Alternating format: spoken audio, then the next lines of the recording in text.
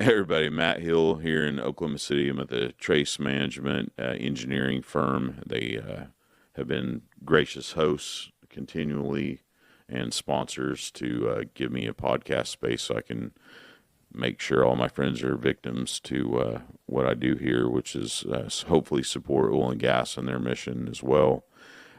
Trace Management, again, oil and gas engineering firm. We call this podcast the Talking Energy Show, and it supports, we hope, the Oilfield Tailgate, little platform.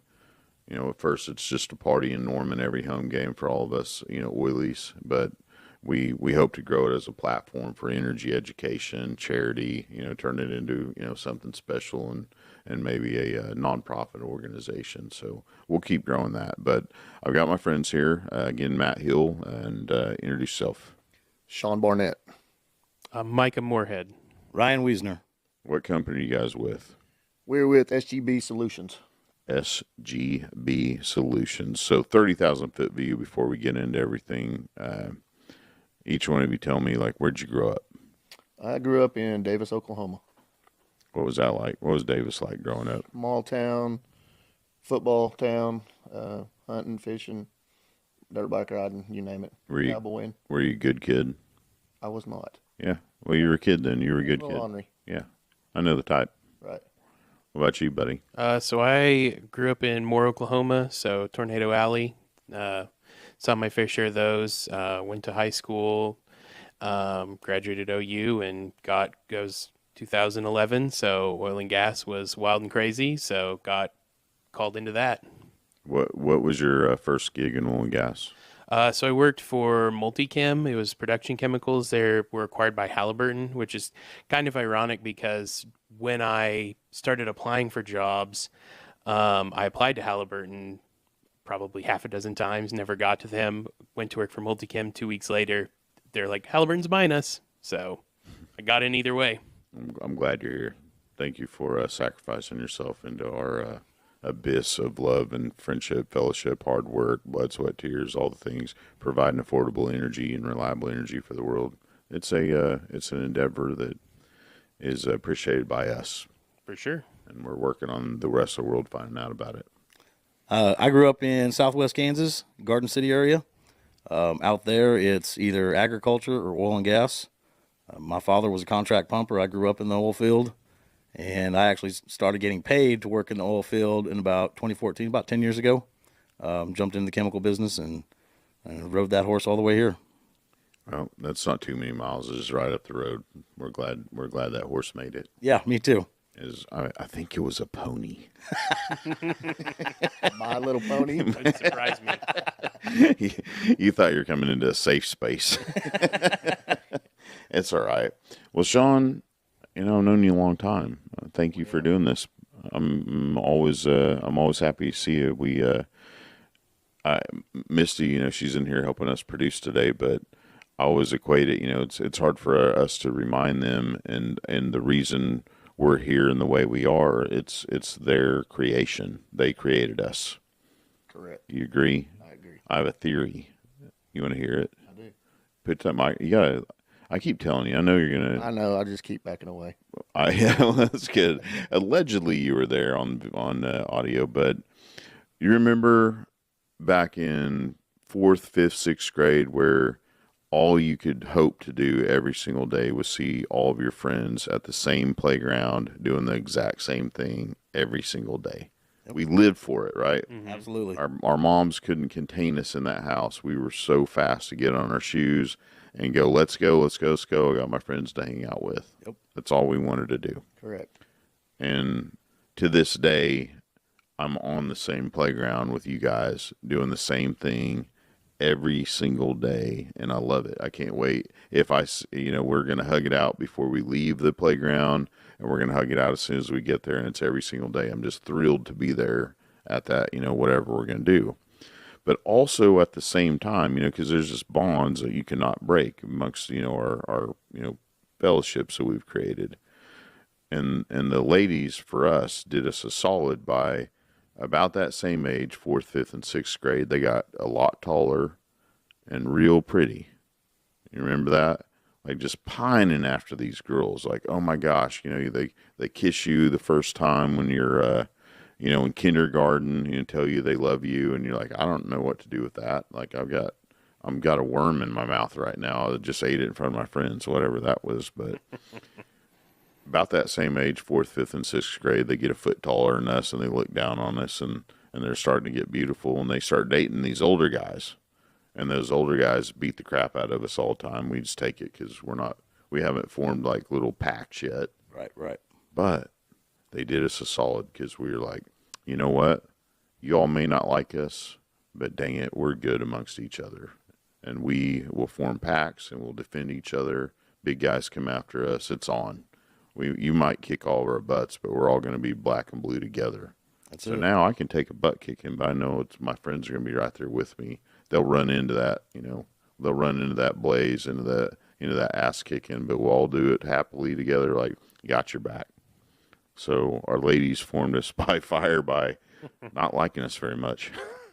But here we are. We're unstoppable as a team. And I want to continue growing that fellowship for the rest of my life. And looking back, I've stood on the shoulders of giants and found out, how to bring people up. And I've seen you do that. You're a leader now. We were the punks coming in, and guys grabbed us and said, here's how you do this. And now we get to do it. And it's exciting. Like, for me, there's nothing better than that thrill of watching somebody young come into this and getting to support them and watch them flourish. I agree totally.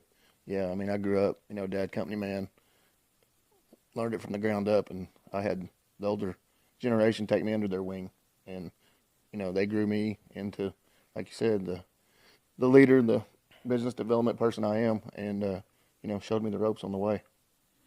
What are you guys doing over there at SGB Solutions? What's setting you apart? Where did SGB come from? What's it doing now? Where do you hope to take it to next? I'll let Ryan or Mica. So SGB was founded in 2011. Our owner is Clay Baton. He was the CEO and president of Reef, one of the bigger chemical company back in the day. When it merged with a couple other companies, he split off, took a little time away from the oil field, and then he started SGB Solutions. We are a full-line production, completion, stimulation chemical company. So we take a lot of pride in the fact not only do we have chemical to fix issues on wells, but we have the expertise mechanically, whether it become downhole equipment, surface equipment. We look at the whole spectrum of what could be the problem, and we try to help our customers figure out the issues that way, not just trying to sell them chemical to do it, but we're going to find the real root of the problem, and we're going to tell them if it's a mechanical fix, hey, this is what we think you need to do, or if we can do it chemically, hey, this is what we think you need to do. What's been some wins for y'all, as far as neat things you've seen, like that you've had available and got some of these problems worked out? So one of our recent developments came about during the big freeze a couple years ago, when a lot of them Houston chemical refineries basically froze. Wow. And they kind of shut down. And trizene, which is a scavenger for to make natural gas sweet again, takes the hydrogen sulfide out. That was it became scarce. Prices shot up. Everybody was scrambling. Our owner collaborated with another guy, and they had developed a H2S scavenger that did not contain the traditional trizene molecule. And we have invested $2 million into building this new scavenger reactor facility. This stuff it's stronger than traditional trizene. It doesn't create the solids of traditional trizene, and it's cheaper. It was developed out of products that were more readily available and easier to source. So we've put a lot of time and effort into this project, and it's almost 100% rolled out, and we're excited to pave the way with this new technology. Hey, just like Game of Thrones, winter is coming. That's it. Who knows what's going to happen? I mean, I haven't read the Farmer's Almanac this year. I have no clue what the winter's holding. Have you? I have. It's supposed to be pretty rank. Yeah, we'll have those every now and then. Right. Well, what are you excited about? What's the future hold? What do you think chemicals can do in the future? Where are you going to be at in this pack? I mean, I think the main thing is in customer education. I mean, I think where we saw a lot of success was bringing in and educating our customers on why that this isn't just a necessary evil or, speaking with a lot of our customers, they're like, yeah, chemical is in the top one, two, three of my lease operating expense. So how do we make sure that they are realizing the value? And I mean, we had a really good success, talking about successes with one of our customers that really brought a lot of that together, kind of the integrity that SGB is all about, but, bringing what they're doing, changing how they operate a well, changing what they need to see, optimizing chemistry to really get some problem children kind of in control. And I mean, I think that's what SGB really does bring to the table is that, coming from a Halliburton, 80,000, it's 80,000 employees, very big company, they have a lot going for them, but it's very easy to kind of fall through the cracks if you're not at a certain threshold in a company that large. Whereas with SGB, we can really kind of dial in and take the time to really go through each individual point on these wells. Ask your chemist to say, hey, we might change this formula for this particular guy. Absolutely. Or whether it's, hey, You can pivot and do that.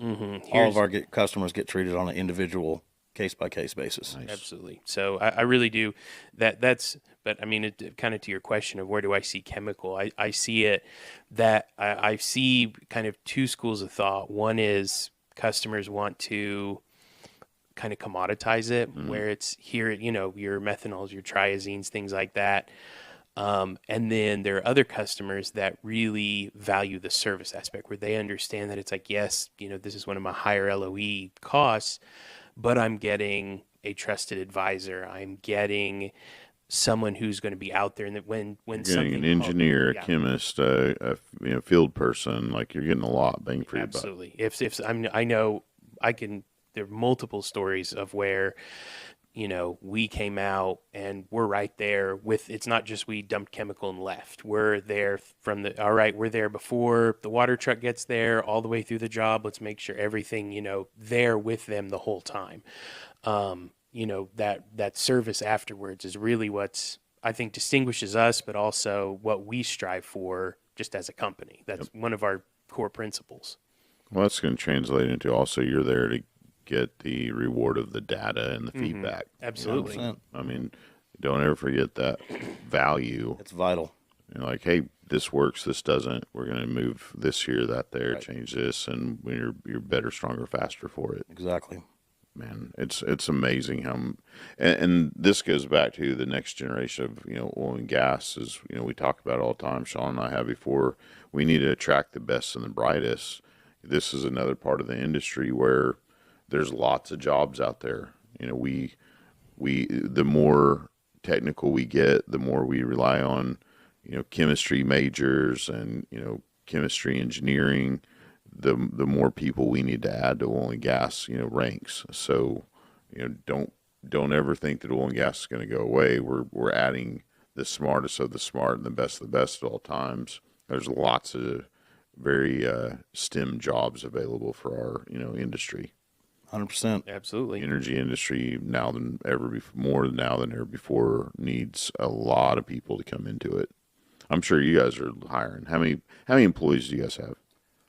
In Oklahoma, we have about 16, 8 up in. We have three warehouses up in Kansas, and then we have our headquarters down in Midland. Total of the company is probably about 50 employees. But again, And growing. Definitely growing. We have a wholesale side and a retail side of the business. We pride ourselves in the fact of being smaller and giving that individual attention to people. Everybody's treated like a VIP with us. Mm-hmm. They get the one-on-ones from our account managers to our service techs to our technical managers and business development. Everybody involved gets involved with our customers to optimize their production. Yeah, has that been the pain points for the operators coming to you and seeking you out? Is they haven't had that individual service? Yeah, a lot of it. It is some of that. Some of it, in today's markets, it's bid it to win it. Okay, But again, that's fair. with that process, it's, people find out kind of who you are and what you've done. And that always, I've never been in a bid where it was an absolute price. Right. It might be 90% price, but then there's 10% other factors, what kind of service or, depending upon that. But nothing's ever 100%, even though that's what gets you the first look is the price. But then it's like what Mica was addressing is it's bringing that whole package, monitoring the wells, testing on the wells, doing everything we can to make sure that the customer's taken care of and that production's optimized and costs are kept down. What are you seeing in this space? Because I think Oklahoma, we're going to be, our basin's going to be changing. We're not really going to have the same amount of new drills that other basins may, employ. We're going to go back to the basins that we've already drilled up Correct. here, and we're going to go and I mean, the shale revolution, we went as fast as we could through every piece of rock we could and fracked it all as fast as we could with all the private equity money pouring in as many rigs as possible to put up anywhere we could. But as that activity's taken a back seat and we've moved, all those operations, other areas of the country, I think we're going to see a lot of people go out and acquire. I think a lot of the operators that drilled all those wells are going to shed those wells and give them to smaller operators and say, hey, now they're marginal. We've seen the decline. We started the shale boom 20 years ago almost now, or heck, might be longer. And we know now see those as viable. We want to sell this asset and move over to different rock. With that comes the ability for smaller operators to go back and go, well, what can we do? Can we, bring these wells back up to where they're at a level where we first drilled them, And I think to that point, I mean, that is one thing that SGB really specializes in is like complete and unique like acid stimulations. Hey, this well, I know that's something we do a lot in like our Kansas area. Kind of like they're more at the tail end where you're talking, secondary and tertiary recovery methods and things like that. Of like, hey, we have this asset. How can we get more out of it? Mm-hmm. What can we do mechanically, chemically, a package to boost this production, to bring this well back to life? And I mean, I agree with that. I think you're going to see a lot of kind of interesting challenges around that, but also especially with, some of the bigger horizontal wells and, the rock that was drilled there. But in Oklahoma, we've got all the iron, so inevitably as we were drilling those, all that iron turned into gummy bear snot down hole, and it plugs up wells after a while. Yep. All those perfs are like, well, shoot, how do we go clean those perfs out? Right. Yep. And going back on, kind of the general gist, I feel like you're talking about is, we're going to come to a point where we can't drill anymore, or that slows way down compared to what we've been.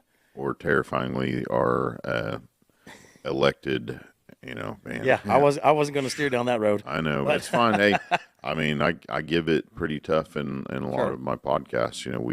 I feel very strongly about elected public servants going after our industry and picking winners and losers in their fields of what they want our energy in the future to look like. And I see, their little cute back, alley bonanza of like, well, why don't we just not let them drill at all and not permit them? And then we'll also have these big giant smash cos, buy up all the land and all the companies. And then the only new drills are the ones we permit. And let's make all the other marginal wells on a list to plug and abandon. Right. Nope. We have chemical company. We have lots of people looking at those old, well bores and saying, yes, we don't need to get rid of those. That's what we specialize in a lot with our stimulation side. Is we'll take, well bore diagrams, the history, what's been done to the well.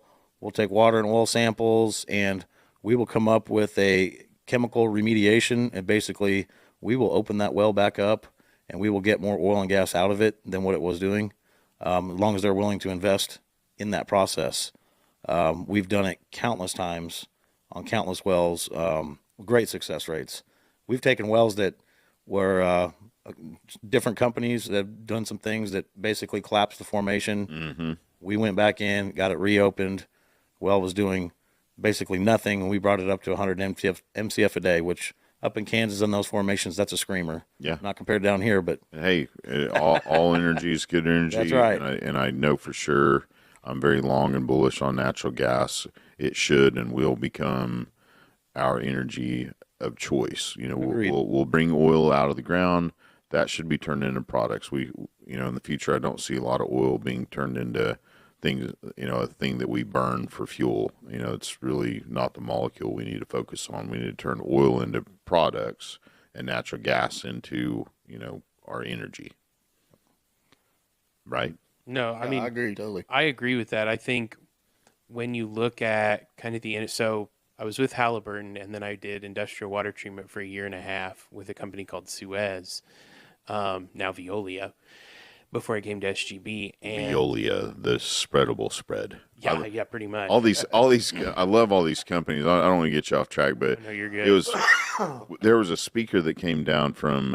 They had just turned into Oventive, right? So the main guy from Canada came down. And he talked to all of us here in Oklahoma at a big oil and gas show, and he's like, "So why do we change all these names in energy all of a sudden? All these weird, they're getting rid of resources on the backside or petroleum or whatever." He's like, "Well, I mean, read the room. Private East Coast, West Coast, Ivy League investors, they have people telling them, oh, oil and gas is bad, but they'll look at the stock exchange and see an oil and gas company. It's rising really quick on the hockey sticks of, hey, this is going to be a great return on investment, but, oh, it's an oil and gas company.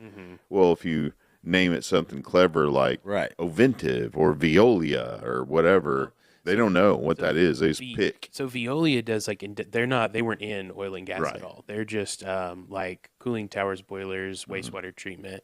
But I was in some coal-fired power plants, and I did water treatment in gas-fired power plants, and just the level of difficulty to turn coal into electricity is, take the environmental aspect out of it. It's just a lot harder to deal with as a fuel source. Yep. It's just dirt cheap.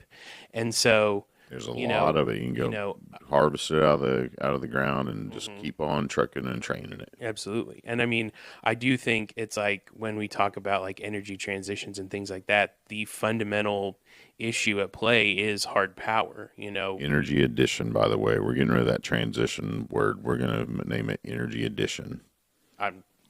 Energy addition. That's fine. I think it's when you look at, those things, it's like that's the struggle is what do you do when the sun's not shining? What do you do when the wind's not blowing? And nuclear power is... We're 100 years out from having the right nuclear power, well, and probably. It's just so unpopular. Everyone is so scared of it that really the only solution in the interim is natural gas. Right. And so it's like, that is really where it's going. And it's like, that's, the direction things are headed. Well,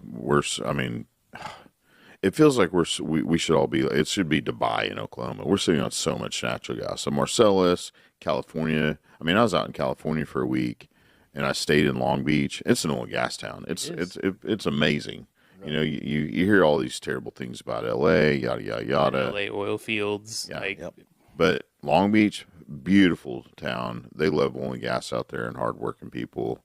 All the people are coming in off the boats. You got the Thumbs Islands out there, which is, they drilled a rig on this man-made island, and they went around a circle on tracks, and now they keep them, worked over.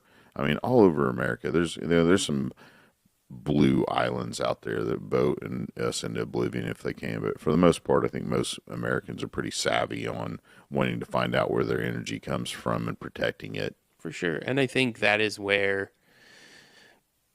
I think it's one of those things where it doesn't have to be a either or. No, it's all in. You can do both, and you can do these things, and it's not, it's a complicated challenge that has a multifaceted solution. It doesn't have to just be, we can hold two thoughts in our heads at once. It's like, of course, if we have the technology to harness wind and solar, yeah, why wouldn't we do that? That's free. It's just there. The wind blows. I've spent a lot of time in Garden City.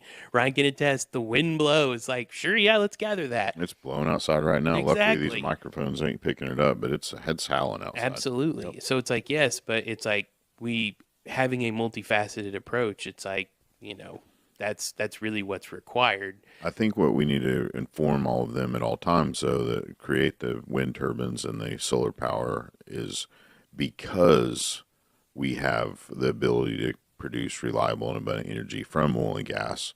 We have time to develop and create solar and wind. Those things wouldn't have come. You have to have the hard power now to be able to do those other things. Yeah. They might become. I mean, we have. He came to speak at the API, and I'm so sorry, but the first time that university, they shot a bunch of lasers at a hydrogen molecule. Have you seen this? And now we've put in less energy for the first time that they've physically recorded. We can put in less energy to get out more energy. Mm-hmm. This perpetual energy kind of machine is almost possible. They just shoot lasers at that hydrogen molecule, and it took less power and got out more power. And then they did it once, and they did it on repeat. They started doing it faster. He's like, at some point, we're shooting a lot of lasers at a lot of hydrogen molecules. We have our next engine. I don't know if they're 50 years out from that, kind of technology, but all the reliable and abundant energy in the world has led to that time to think about and research and develop those, the next generation. Mm-hmm. We need you, smart kids, come into oil and gas. What else you got? How can I help? You're always part of something. You have charity this, and you have family that, and you're in oil and gas. We just need to make sure that people come in and do more things, get involved. I agree. Well, actually, my boy just got accepted to OSU for engineering program. My God, it continues. It does. I'm happy to hear that. You guys got kids? Oh yeah. I can't even guess people's age anymore. I look like, I don't know, it might be 18, might be 30. I can't even tell. I'm 24, but I just work in the chemical business, so yeah, I look like this. Like your skin's underneath that hat. His skin looks beautiful. It's like because there's no hair covering it. Yeah, it's tight. It's glowing. It's like the Joker. Just like, oh man, it powdered it for him. Right. It's glowing. What do you think about an idea? I've been toying around with this for a minute, and I want to partner up with lots of different people in this industry and of course I want to make another nonprofit to do this, but I really want to call it Save the Wells, just because it'll make some kind of environmentalist out there really pissed off at me. But call it Save the Wells, and we go around and we get an engineer, reservoir guy, basically an oil and gas company, but we go find wells that people are gonna put on the plug and abandon list because it's marginal to someone. Not to save the wells. We're gonna go out there and look at it. We're gonna take your solution. I'm working with Steve Knight of Night Fire, and he's got a new company called Swell Frac. So if we can just get all of our services together, Swell Frac goes, and it's a polymer that you can bullhead down into all the old perfs and fill up, and the heat and the water and the pressure will. I mean, it feels like this might become our next cement, because that swellable polymer, it'll grow to 400 times its size. So you press a lot of those together.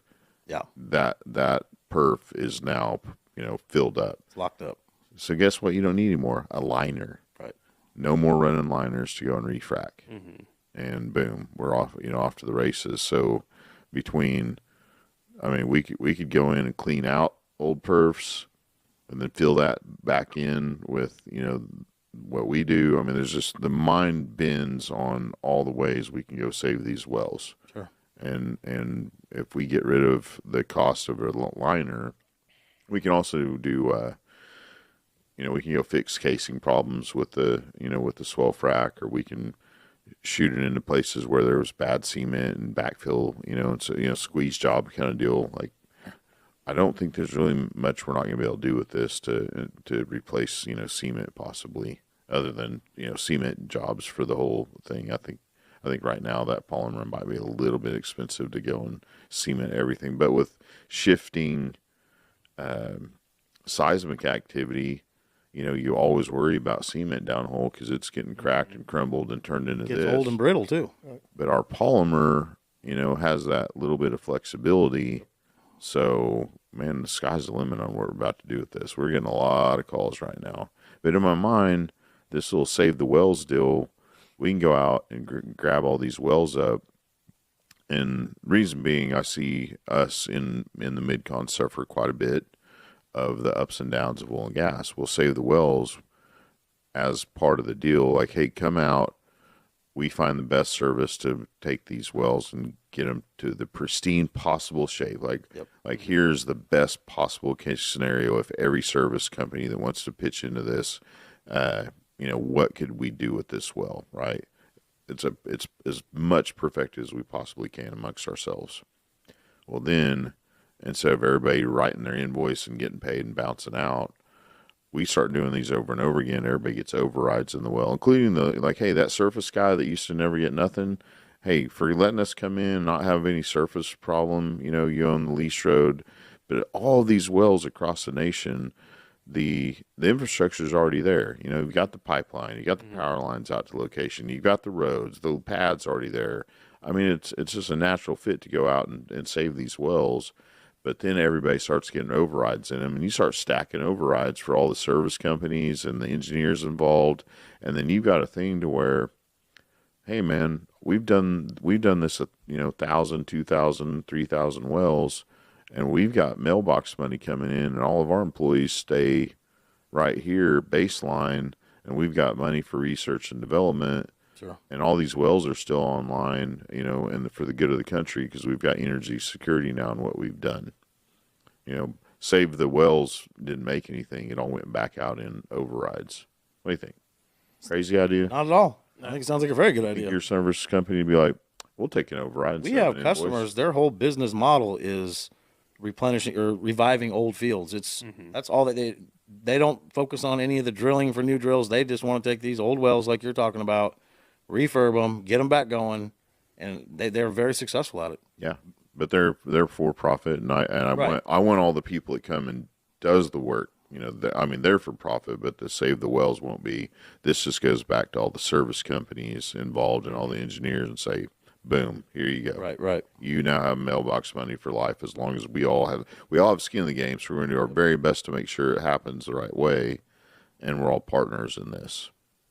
That's a grand idea, big ideas. I think it sounds like a great idea. I in my head, I'm like, I'm not hating on the whole plug and abandon, like the well foundation and all that. There's just going to be wells, like we've all taken a look at it. There's nothing we can do for this, but I think they're so fast to throw it on that list. I think it's what you're describing is a very big shift in mindset. Like, I think when you talk about like energy security, we always talk about, Russia increased production, so now the price of oil falls, or Saudi is doing this to do something, as payback to the United States or whatever. And I look at that, and the United States during 2014, 2015, we outproduced both Saudi and Russia together, doubled. It's just, we kind of, to your point, a lot of it's a very dog eat dog industry, and rather than focusing on, hey, this is a necessary commodity that we have to, this is safety and security, energy security here in the United States, just like producing your own food, just like generating your own electricity, having your own medicine, shifting that focus to where it's like, no, we're all going to pull together to make sure that, I can slit your throat for a nickel. No more fighting amongst ourselves. Let's not do that. Let's focus on, hey, this is the United States energy. How can we all work together to make that happen? And stay solid together. Mm-hmm. I mean, that's what terrifies me, is that everybody races to the bottom on prices. We're all competing for the same, hey, this rig's going up, and I've got 10 of my friends in the same business going out to compete for this guy's business. And I go out and do the best I can for the lowest possible dollar. And then that business shrinks and shrinks and shrinks. And then I'm letting employees go. And then all of a sudden the boom starts again. Like, hey, I need you to bring out equipment and people. I'm like, well, at some point you see the Oklahoma devastation. Now you've got half the companies. Now you got a quarter. Now there's one or two left, and they're like, "Well, I need this service and this people." That's gone. Yep. That's all gone. They've gone away. You can't go out and drill a well right now with what you're waiting. Now you're waiting on service and equipment, and now the prices are through the roof. I mean, just as we've created an amazing, robust industry. But you're right. It's going to take. I look at it like in, the shale revolution. Everyone was drill, frack it all. It's oil's 150, 120, 130 dollars a barrel. And then we flooded the market, and then oil started to fall, and it was like, I can't believe oil's falling. It's like, how could anyone have predicted this? It's like, I don't know. Maybe we shouldn't have fracked everything all at once. But I mean I feel like what you're describing, there's a lot of, I would be all for it. I would be all for being like, we are one, this is the United States energy company, and when these other nations are like, well, we're going to raise production, it's like, oh, well, you're going to, do these human rights violations, we'll increase production and or decrease, whatever. Yeah, come get our energy exactly. and be free. Exactly. And so, rather than, oh, hey, Germany, hey, Europe, you're having to buy Russia's gas. Hey, don't worry. We can mobilize on a scale that large that, hey, don't worry about it. Like, we got you covered. Like, you don't have to do that. But again, we're so fragmented, and the mentality is such as, I am trying to make my stock go as high as I possibly can, kind of puts that at, conflicts with that idea. Well, we got lots of big ideas in the stream. Maybe this will just be a series, Shawn. Save the wells. Save the wells. Yeah, something. Save the wells. Well, just like going back and, with the new generation coming in, the ups and downs have always been. And maybe if you stabilize I don't want it to be anymore, yeah. If you stabilize it across the board, then those companies are getting rich because they've got thousands of overrides that just keep coming in, and they've been, hey, when we're not working, we're researching and developing for the next boom. Mm-hmm. Right. And now next time service, next time operator, when you come at me, I'm going to have a better tool and better people and better equipment across the board because I had time to do it. Not, hey, everything's sitting there catching dust and rusting away. And sorry, the next stuff I bring out to you is actually dangerous. We don't want to tell you much about it. Certifications, we stopped doing those. Yeah, worry about that. Inspection. Well, I mean, maybe. I feel like you saw a lot of that post-pandemic where oil started to go up, and everyone was like, oh, we want to drill and complete again. And it's like, well, we just mothballed everything. Every person, every piece of equipment. And a lot of people, that was their third layoff, so they were like, no, I'm done, or whatever. And so now we're bringing in, I mean, by all means, the people we're getting are great people, but it's going to take some education, for sure, experience. Mm-hmm. I know. Man, that's another thing our industry does. Save the wells. We also need like save my old guys. You know what I hate is like you and I might be the oldest guy out there now. Like that irritates me. Like, no, I want to like the guy that's like, how old is he? I don't know, 300, but I stand next to him because he knows what to do and it makes me feel better that he's there. Right. Yeah, he's been on 1,000 wells where this guy's been on 10. Yeah, don't. I'm not. Yeah, I don't have that experience yet. Right. Like you're relying on me for that experience. Come on. Yeah. Don't let that go. I mean, I can definitely speak to that. I mean, when I was hired right out of school and I was first generation working in oil and gas. So, I mean, when I tell people, I'll be explaining things and I'm like, no, anyone can learn this. Like anyone, it is not unlearnable. And I was like, oh no, like when I first started, I thought that it was very much, Jed Clampett, you just drilled the hole and oil came out. Nothing wrong with that. That was it. I like those guys. And I got paired with a guy who was 75 years old, had been in the chemical business for 45 plus years. I mean, literally went coast to coast, had seen everything, and basically sponged off him for 4 years. Yep. And, that, Lucky. Absolutely. And so I agree with that where, you have these massive layoffs and you give these packages to people and it's a brain drain. It's like, well, how do we do this? I don't know. We would always ask Greg. Well, Greg got laid off. What do we do now? It's like, I don't know. No, reinvent the wheel. Yay. All right, well, I'm gonna get you guys out of here. I've crowbarred you in here long enough. Told you it doesn't take long. No.